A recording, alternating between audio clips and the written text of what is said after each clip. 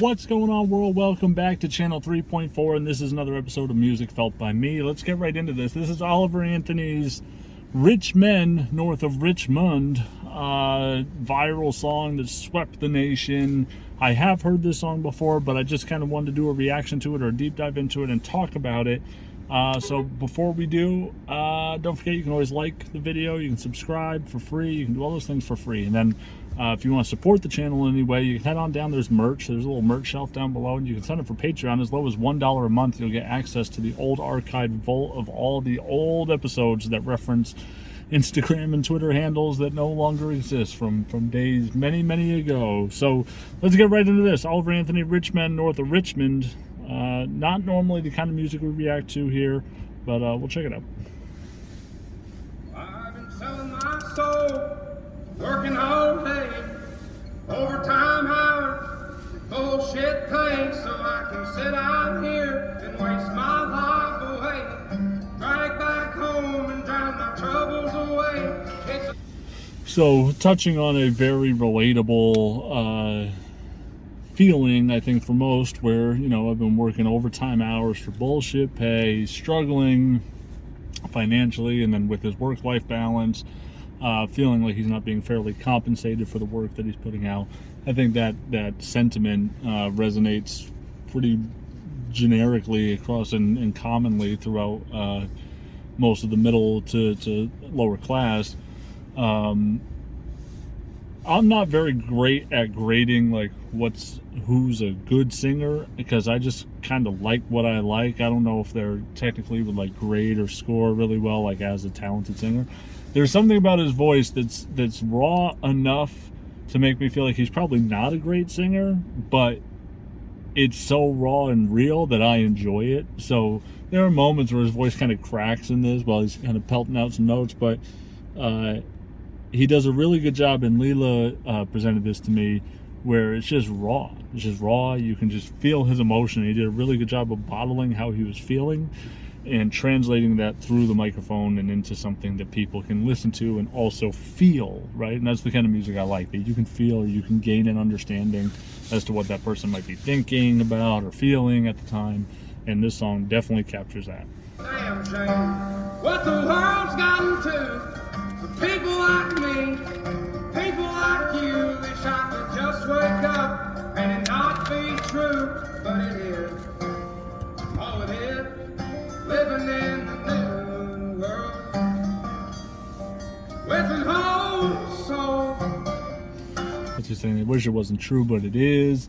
Living in the new world with an old soul, right? So he's kind of just a traditionalist,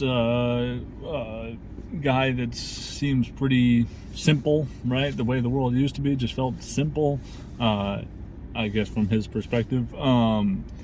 Saying that he's having a tough time being an old soul person that has this way of life that he's used to, and in the new world it just doesn't really make a lot of sense for people that have those old souls. So again, you know, the singing, I don't know if it's good or bad, but I enjoy it, and the melody's nice. It's a good record. It's a really good record. Richmond, north of Richmond, Lord knows it all. Just wanna have total control. Wanna know what you think, wanna know what you do, and I don't think you know, but I know that you do. 'Cause your dollar ain't shit, and it's taxed to no end. Off the Richmond, off the Richmond. You know, very poetically put, the Richmond or the Richmond want to have total control. They want to know what you think. They want to know what you do. They don't think you know, but I know that you do. And I could just see those four lines piled on top of each other in a poem. It's a really poetic, really well phrased and put together little stanza there. And then you may have seen me laugh in reaction to "because the dollar ain't shit."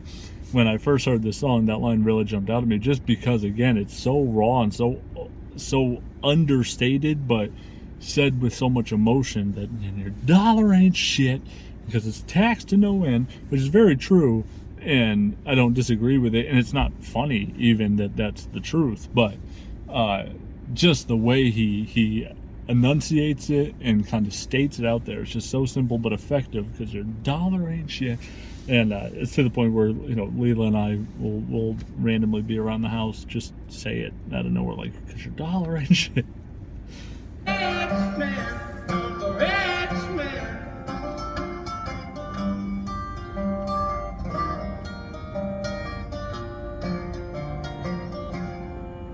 Politicians look out for minors, and not just minors on an island somewhere. Feels very much like a Jeffrey Epstein reference, right? I wish politicians would look out for minors. Oliver Anthony, either from West Virginia or Virginia, I can't remember, but I think West Virginia, coal mining industry has just been basically taken away. I mean, it's, you know, been shut down, put out of business. So he's saying that he wishes politicians would look out for miners, as in coal miners, right? Since that line of work and business just evaporated. I wish the government would do something to assist them, as opposed to just looking out for miners on an island somewhere, referring to age miners, like, you know, young children. So saying I wish politicians would look out for coal miners and not just kids on an island. We got folks in the street, ain't got nothing to eat, and the whole beast milking welfare. God, if you're 5'3" and you're 300 pounds, taxes ought not to pay for your bags of fudge rounds. Young men are putting themselves 6 feet in the ground, 'cause all this damn country does is keep on kicking them down. Yeah, I mean, powerful line there, especially towards the end. Young men are putting themselves 6 feet on the ground because all this damn country does is keep kicking them down. I don't know if you guys have seen this. People from the right have kind of hoisted Oliver Anthony up as this come from heaven artist that now is speaking their tropes for them. And Oliver Anthony has resisted their admiration. Like, he's kind of come out and said, "Look, I'm not either Democrat or Republican. I don't want to be connected to you guys," which, I mean, I respect. But it also feels very obvious that group would hoist you up on a pedestal when you intentionally target the welfare system. Now, where he has a point is that there's a very thin line in the sand between being eligible for assistance and not. And when you're not eligible for assistance and you don't qualify for assistance, you are expected to just face the real world, right? Like, okay, so let's say in whatever state you're in, the qualifying threshold for state benefits could be $20,000 a year. If you make $20,000 or $20,001, all of a sudden you're paying law taxes, you're not getting any help with groceries, you're not getting any of these benefits. That's a problem, right? Because there is a progressive scale along the poverty line that will increase benefits depending on how much your income is. But there is a very thin, sharp line, right? So what do you do about the working middle class that makes too much for benefits but not enough to exist, really, or be able to survive on their wages? That part may need attention. That's true. And I don't disagree with that group also needing help. Where I disagree with them is that if you're 5'3" and you're 300 pounds, taxes ought not to pay for your next bag of fudge rounds.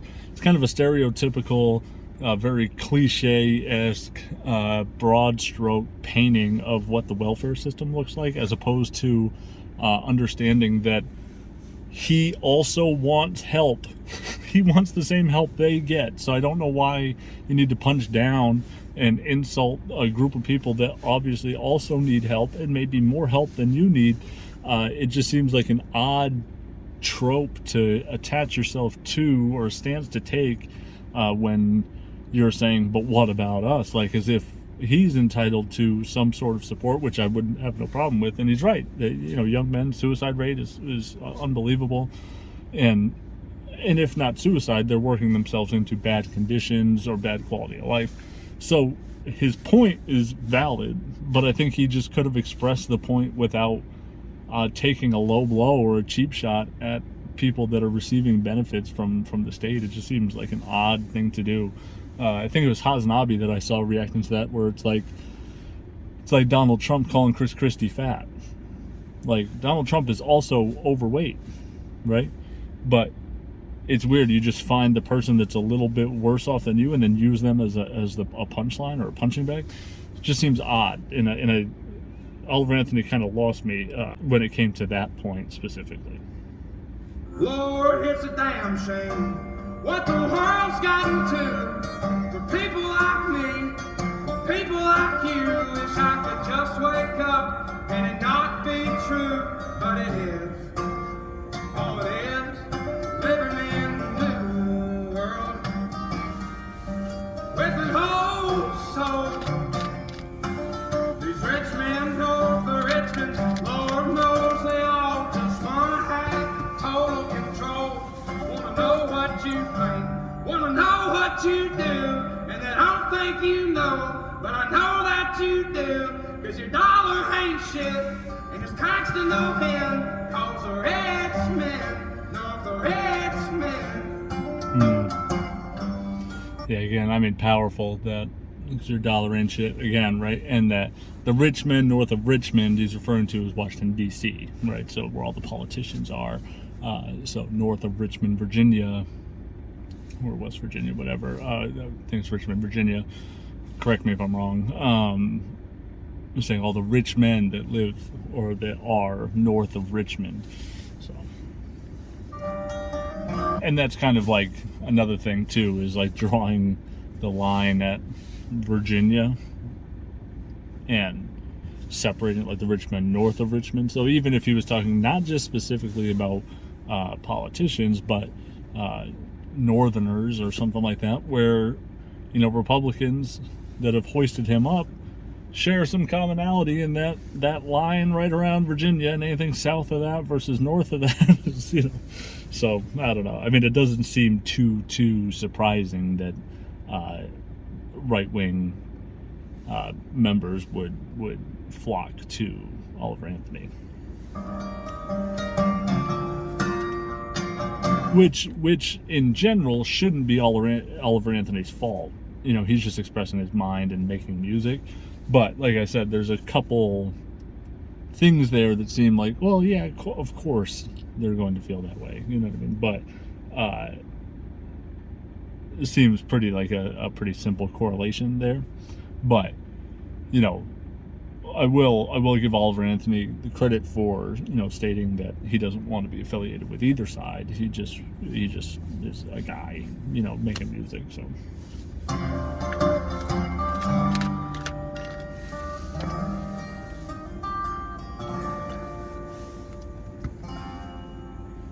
I've been selling my soul, working all day, overtime hours for bullshit pay.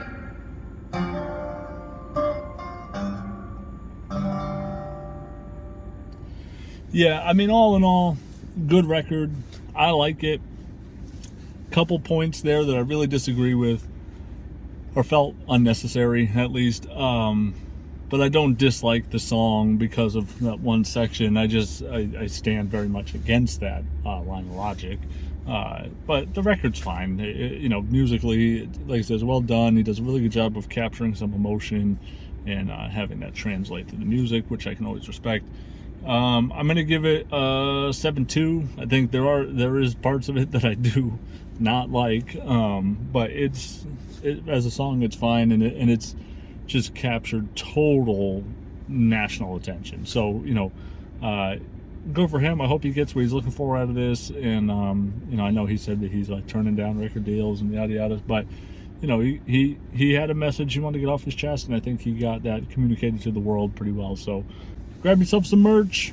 I'm on Patreon. Like I said, $1 a month unlocks the entire archive. $5 a month gets you a guaranteed reaction every single month. And what else? Yeah, follow me on social media, Twitter, Instagram, TikTok, whatever. And yeah, that's gonna do it for me. Everyone be safe, be real, don't forget to pursue and happiness and shit. I'll catch y'all on the next one.